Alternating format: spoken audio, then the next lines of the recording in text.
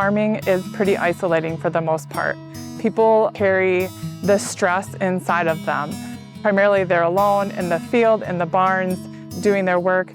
High stress. Farming is very high stress. It's so unpredictable too, you know, the weather, a storm goes by, ruins your crops, what are you gonna do? You know, hopefully you have insurance, but things happen.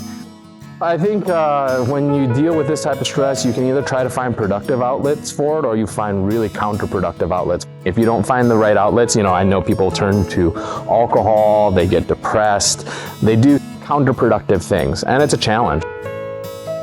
So if you're concerned that someone you know, anyone, has maybe started abusing substances in some way, I would say the first thing is find the person that has a really good relationship with them and have them try to have a conversation.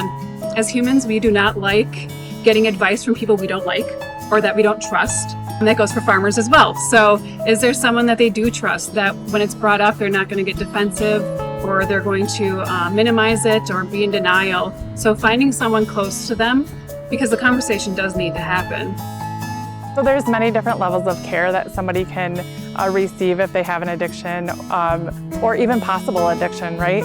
You could start off in a private practice, which is meeting with somebody like me. You can do it telehealth. I've had farmers before where they're sitting in tractors out in the middle of their fields talking to me for their appointment. That doesn't matter, right? It's about convenience too for them. Farmers are overworked right now, right? And probably always overworked because that's what's bred into them. If you're a farmer, you're a hard worker, you have a very good work ethic.